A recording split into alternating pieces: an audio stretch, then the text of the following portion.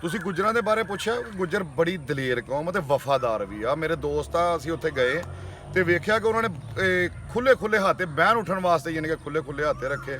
ਫਿਰ ਡੰਗਰਾਂ ਏਡੇ ਏਡੇ ਪਿਆਰੇ ਡੰਗਰ ਕਿ ਮੈਂ ਕਹਿੰਦਾ ਗੁੱਜਰਾਂ ਨੇ ਕਰੋੜਾਂ ਰੁਪਈਆ ਡੰਗਰਾਂ ਤੇ ਹੀ ਲਾਇਆ ਵਾ। ਅੱਛਾ, ਲੋਕੀ ਆਈਫੋਨ ਦੀਆਂ ਗੱਲਾਂ ਕਰਦੇ। ਆਈਫੋਨ ਦੀ ਕੀਮਤ ਦੇ ਹੁੱਕੇ ਪਏ ਆ ਉੱਥੇ, ਯਾਨੀ ਕਿ ਉਹਨਾਂ ਨੇ ਡੇਰੇ ਦੇ ਵਿੱਚ ਹੁੱਕਾ ਰੱਖਿਆ ਤੇ ਉਹਦੀ ਘੱਟ ਤੋਂ ਘੱਟ 1.5-2 ਲੱਖ ਰੁਪਈਆ ਮਾਲੀਅਤ ਹੁੱਕੇ ਦੀ। ਅੱਛਾ, ਉਹ ਤੁਸੀਂ ਅਕਸਰ ਵੇਖੋਗੇ ਗੁੱਜਰਾਂ ਨੂੰ ਕਿ 4-4 5-5 ਗਾਜ ਦੀ ਪੱਗ ਹੀ ਬੰਨ ਲੈਂਦੇ। ਜਿੰਨਾ 2-3 ਬੰਦੇ ਦੇ ਸੂਟ ਜਿੰਨੇ ਕੱਪੜੇ ਤੇ ਬਣਦੇ ਨਾ, ਉਹ ਕੱਲਾ ਇੱਕ ਗੁੱਜਰ ਯਾਨੀ ਕਿ ਖੁੱਲੇ ਡੁੱਲੇ ਕੱਪੜੇ ਪਾ ਕੇ ਬੈਠਾ ਹੋਏਗਾ।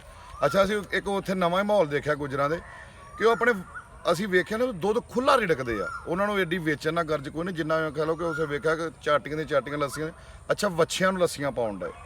ਮੈਂ ਕਿਹਾ ਵੀ ਇਹ ਤੁਸੀਂ ਇਹ ਕੀ ਪਾਉਣਾ? ਲੱਸੀ ਆ ਜੀ, ਬੱਕਰਿਆਂ ਨੂੰ ਵੀ ਅਸੀਂ ਪਾਈ ਦੀ ਤੇ ਲੋਕ ਲੱਸੀ ਨੂੰ ਕਹਿ ਲਓ ਕਿ ਤਰਸਦੇ ਆ।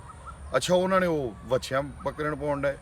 ਮੈਂ ਵੇਖਿਆ ਕਿ ਪੰਜਾਬ ਦੇ ਵਿੱਚ ਜ਼ਿਆਦਾਤਰ ਪੰਜਾਬੀ ਨੂੰ ਪ੍ਰਮੋਟ ਕਰਨ 'ਚ ਜਾਂ ਪੰਜਾਬੀ ਨੂੰ ਕਹਿ ਲਓ ਕਿ ਅੱਗੇ ਲਿਜਾਣ ਦੇ ਵਿੱਚ ਇਸ ਟਾਈਮ ਜ਼ਿਆਦਾ ਕਮਿਊਨਿਟੀ ਜਿਹੜੀ ਨਾ ਗੁੱਜਰਾਂ ਦੀ, ਉਹ ਸਹੀ ਖੁੱਲੇ ਡੁੱਲੇ ਮਾਹੌਲ, ਸਹੀ ਪੰਜਾਬੀ ਮਾਹੌਲ 'ਚ ਰਹਿਣ ਡਏ। ਯਾਨੀ ਕਿ ਜ਼ਿਆਦਾਤਰ ਪੈਸਾ ਜਿਹੜਾ ਕਿ ਬਾਹਰ ਸ਼ਹਿਰਾਂ 'ਚ ਲਾਉਣ ਨਾਲੋਂ ਆਪਣੇ ਪਿੰਡਾਂ ਜਿੱਥੇ ਬੈਠੇ ਉੱਥੇ ਡੇਰਿਆਂ 'ਤੇ ਉਹਨਾਂ ਨੇ ਕਰੋੜਾਂ ਰੁਪਈਆ ਲਾਇਆ।